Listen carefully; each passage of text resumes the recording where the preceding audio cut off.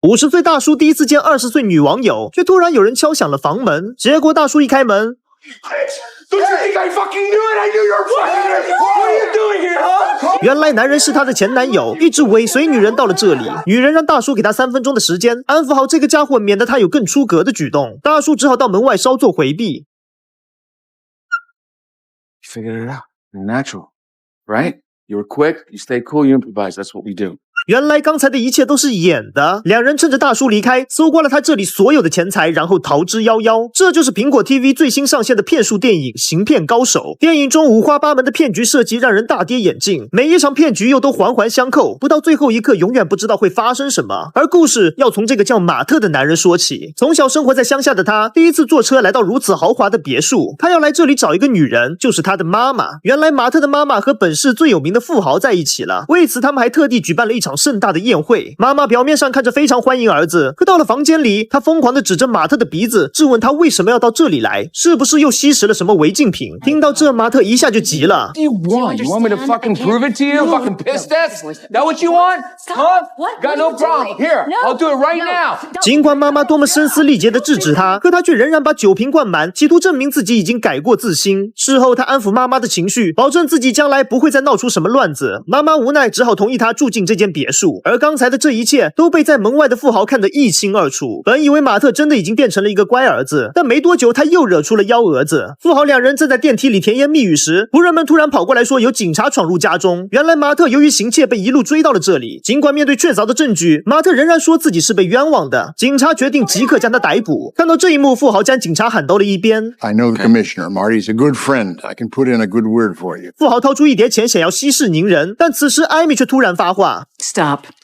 He's not a cop. This is what Max does. He plays these little confidence games. 眼看着被戳穿，两人只好笑笑，说他们俩只是在开个玩笑，企图用假笑来掩饰他们的尴尬。妈妈看见这些，感觉恨铁不成钢，有个这样的儿子实在太丢人了。她气得当场就给了他一巴掌，随后难过的离开了这里。富豪看见这一幕也是哭笑不得，为了区区1000美元就能耍出这种小把戏，还惹得自己心爱的女人如此伤心。于是第二天，富豪将马特叫到了办公室，他提出愿意支付每个月6万美元，让马特去外面找点事情做。最重要的是，离自己心爱的女人远一点，不要再带给他负面情绪了。很显然，马特也是冲着钱来的。他提出只要给自己100万，他将永远不会出现在富豪面前打扰他们。 Get me the cash and you get my mom all to yourself. I'll be gone. You won't even hear from me. Not even a fucking postcard. 富豪听完后，毫不犹豫的就支付了这笔现金，但他绝对想象不到，艾米回到马特的房间后，突然1秒钟变脸，温柔的贴了上去。没错，他们实际上是一对骗子情侣，之前发生的一切都是他们一起合作演出的一场好戏。这下100万美金到手，两人来到酒馆疯狂庆祝，并将3万的报酬分给了那个扮演警察的小黑。做完这笔大单子，他们就要金盆洗手了。这笔钱足够两个人富足的过好下半辈子了。回家后，马特收拾好了行李，可此时艾米却突然打来了电话。 I have some good news and some bad news.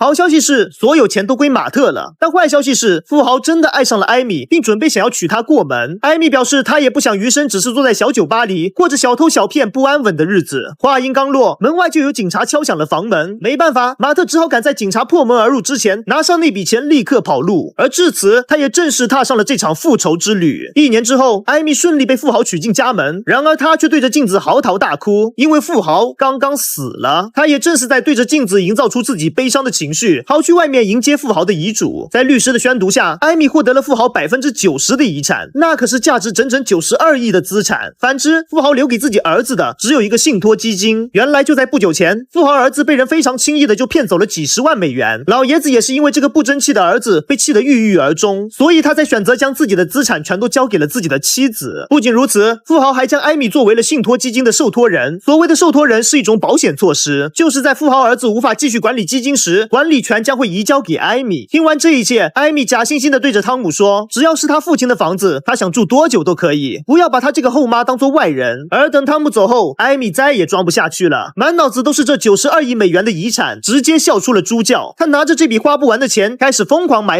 然而还没等他高兴多久，基金会的人却突然找上了他，因为他们正在调查骗走汤姆70万钱财的那个骗子。毕竟这也是老爷子被气死的主要导火索。如今他们已经找到了那个女人的资料，然而艾米看过之后，突然预感大事不妙，因为这个女人分明就是自己的前男友马特的徒弟。艾米回到家就立马开始摆弄起各种厨具，她不断的安抚汤姆的情绪，并表现得像个亲妈一样为他考虑住房等各种问题，企图用这个方法来分散汤姆寻找骗子的注意力。然而不幸的是，那个骗子已经被他们找到了。艾米忐忑的在门口等待汤姆进去问话，还好女人并没有说出事情的全部真相。She wasn't working alone. There's this guy who was her accomplice. He taught her everything and trained her. He planned the whole thing.